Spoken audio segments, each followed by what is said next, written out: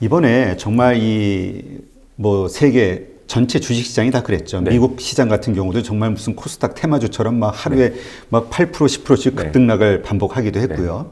이런 공포스러운 상황들이 일어나면서 사람들이 마음을 잘 관리를 못한 것 같아요. 네. 그래서 정말 그런 장기 투자에 네. 정말 좋은 생각을 가지고 시작하셨던 분들도 네.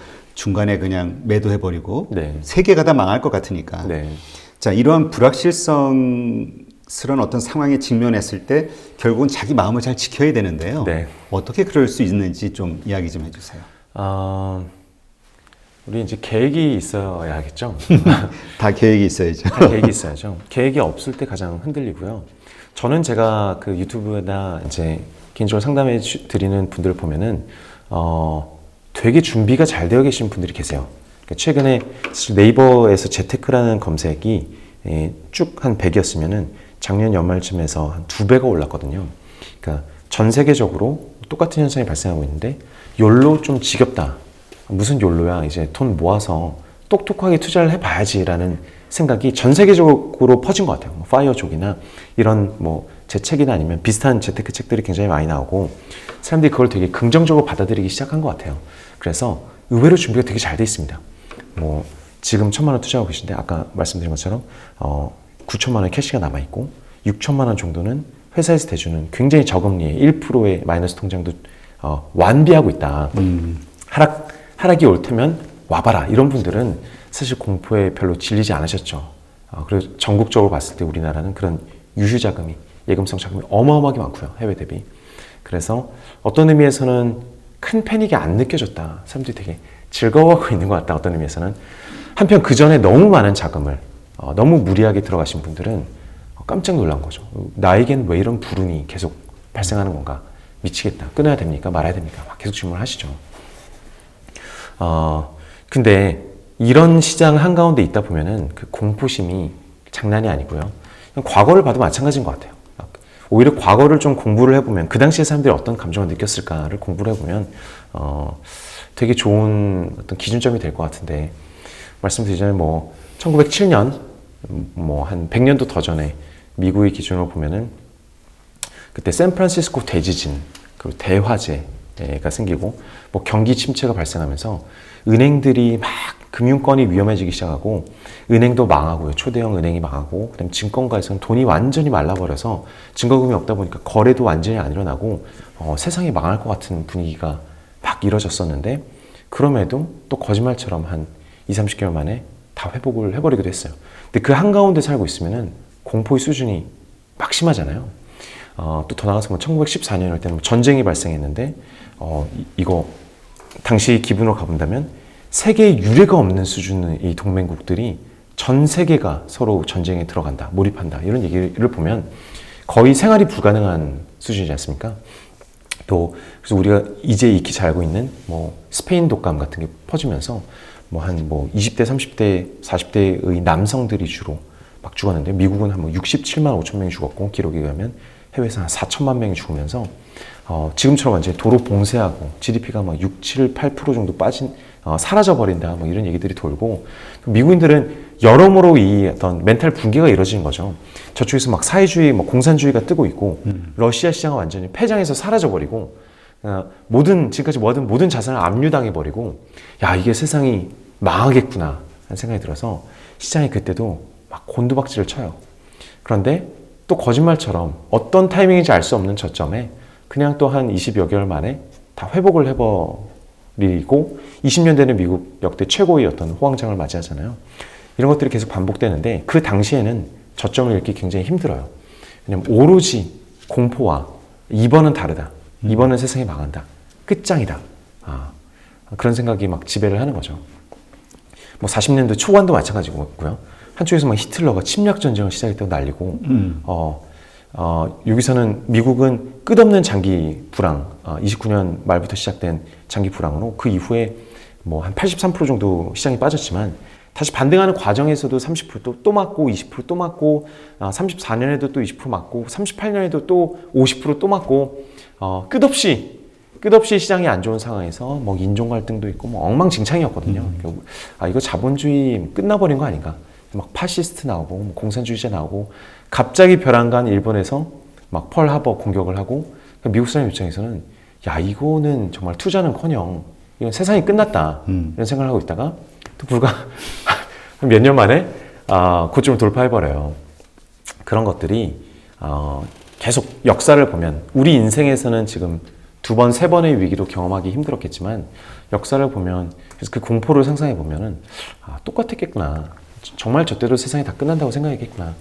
이런 관점으로 좀 보면은 지금 있는 공포를 약간 더 조금 객관적으로 볼 수 있고 또 이럴 때 자산 배분이 잘 되어 있으면 아까 말씀드린 그런 분들처럼 좀 더 여유 있게 어차피 이거는 이런 공포는 한 번씩 온다. 이럴 때 주식을 더 사는 기회를 삼자. 라고 길게 생각할 수 있으면 좋겠죠. 그래요. 그러니까 지금 이게 보면 네.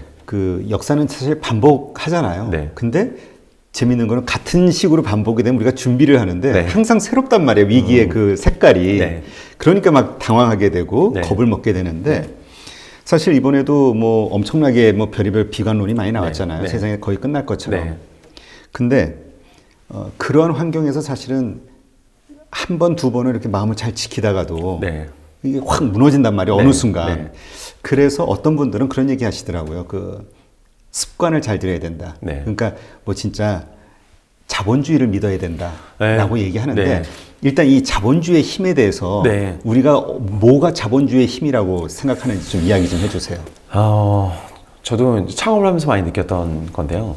자본주의가 계속 발전하는 이유는 소수의 어떤 기업인들이 혹은 기업인이 되려고 도전하는 사람들이 밤잠을 설쳐가면서 정말 직장인일 때는 상상하기 힘든 열정으로 계속 새로운 솔루션을 찾는 그 힘에서 비롯되는 것 같아요. 물론 그들이 전부 보상을 받지 못합니다. 그 중에 뭐 한 1% 정도가 보상을 받겠죠. 근데 그 기업가가 되겠다. 기업가 정신, 나는 한번 성공해 보겠다. 사회에도 이바지하고 큰 부자가 되어 볼 거야. 그래서 초인적인 열정과 초인적인 노력을 한번 해보겠어 하는 그분들이 기업을 만들고 사람들을 고용하고 돈을 빌리고 또 자본을 투자하고 계속 고민하고 고객한테 어필을 하고 이 과정을 통해서 자본주의라는 시장 경제가 계속 발전해 나가는 건데요. 저희가 투자할 수 있는 영역은 그거밖에 없는 것 같아요. 어느 기업가가 더 잘하냐? 어느 자본가가 더 잘하냐? 이 자리에서 알아보긴 굉장히 힘들지만 한 가지 진리가 있다면 자본주의가 건전하게 살아있는 한 그런 기업가들이 99% 실패하는 기업가와 1% 성공하는 기업가의 단체가 계속 끊임없이 문을 두드려서 계속 이제 주가는 오르고 자본주의 시장은 더 풍요로워질 것이다. 이게 원론적인 이야기죠. 그래서 주식에 투자해야 되는 이유는 앞으로 50년, 100년간도 주식에 투자해야 되는 이유는 거기 투자하는 겁니다. 기업가들이 알아서 밤을 새주겠지. 수명을 단축시켜가면서 최선을 다해주지 않을까? 그거죠. 그러니까 결국은 죽지 않으려고 네. 생존하려고 아둥바둥 하는 그 노력의 과정 속에서 네. 성장할 수밖에 없다. 네. 이렇게 네. 보면 되는 거겠죠. 그들에게 가장 혁신적인, 기존에 풀기 어려웠던 문제를 당신들한테 큰 인센티브를 줄 테니까 가장 창의적이고 혁신적인 방법으로 시장에서 검증받아서 한번 풀어봐라. 1등에게는 많은 상금을 줄게 라고 하면은 그들이 정말 그 생태계가 정말 열심히 해서 이제 사회를 이끌어 가잖아요. 그냥 뭐 단순히 이제 물질적으로만 봤을 때는요. 그러니까 그런 생태계가 계속 존재할 것이다. 라는데 그들은 단체로서 실패하지 않을 것이다. 라는데 투자하는 거죠. 근데 사실 아까 잠깐 말씀하셨듯이 지금 아직 투자하지 않고 네. 현금을 가지고 있는 사람들은 네. 너무 좋아하죠. 네. 좀 싸게 네. 살 수 있는 네. 기회가 왔다. 네. 근데 이미 투자한 네. 그것이 양이 크건 작건 네. 이런 사람들은 정말 불안하잖아요. 이미 그렇죠. 왜냐면 자기의 재산이 눈앞에서 마이너스가 나는 네. 게 이제 느껴지니까. 네. 그러다 보면 그러니까 이 마음을 그러한 어떤 공포가 깃든 마음 속에서 뭔가 잘못된 실수를 네. 하게 되잖아요. 네. 이 네. 뭐 손절, 우리 네. 얘기하는 손절을 네. 한다든지 네. 뭐 매도한다든지 네. 타이밍을 잡으려다가 또 실패한다든지 네. 이런 사람들은 어떻게 이런 어려운 그 공포스러운 환경 하에서도 마음을 딱 붙잡고 그냥 자기 원래 계획대로 쭉 네. 가게 할 수 있는 방법이 뭐가 있을까? 방법이요? 예. 뭐 이제 좀 지났지만 네. 또 이건 모르잖아요. 또 네. 많은 분들이 또 네. 저 더블딥 얘기하시는 분들도 있으니까. 네. 가능하죠. 일단 제가 봤을 때는 지금 장기적으로 보면 5년, 10년으로 바라봤을 땐 주식 시작하기 되게 좋은 타이밍인데요. 지금 시작한 사람이 아니면 어떻게 하느냐, 혹은 뭐 중기적으로, 단기적으로는 어떠냐라고 본다면 지금 주식하기 별로 안 좋은 시기예요. 주식하기 좋은 시기는, 제일 좋은 시기는 이런 변동성이나 불확실성이 적은, 그래서 자본주의가 탄탄하게 굴러가면서 회복하고 있는 장기간의 기간이 있거든요. 지난 10년간 미국이 뭐 대체로 그랬던 거죠. 10년 내내 시장이 대체로 오르는 그런 구간이 주식하기 가장 좋은 구간이고요. 반대로 주식하기 가장 안 좋은 구간은 완전히 새로운 종류의 불확실성이 막 나타나기 시작한 구간이 주식하기 가장 안 좋아요. 그러니까 주식은 간단하게 생각해 보면 무엇에 대한 베팅이냐면은 불확실성 감소에 대한 베팅입니다. 불확실성이 이미 낮아져 있고 계속 불확실성이 낮은 상황에서 점점 적어지는 구간에 주식하기 가장 좋고요. 불확실성이 막 생겨나기 시작했을 때가 주식하기 안 좋고, 오히려 그때는 다른 게 더 좋은 거죠. 뭐 채권이 좋고 금이 좋고, 그러니까 주식만 바라보면서 다른 걸 해지나 이제 안전자산이라고 생각하지 마시고 번갈아 가면서 다른 경제 구간에서 서로 다른 기회를 주거든요. 그러니까 주식하기 좋을 때 주식하고, 주식하기 안 좋을 때 혹은 금하기 좋을 때 금하고, 이런 식으로 자기에게 유리한 판을 계속 쫓아가는 게 조금 필요한데요.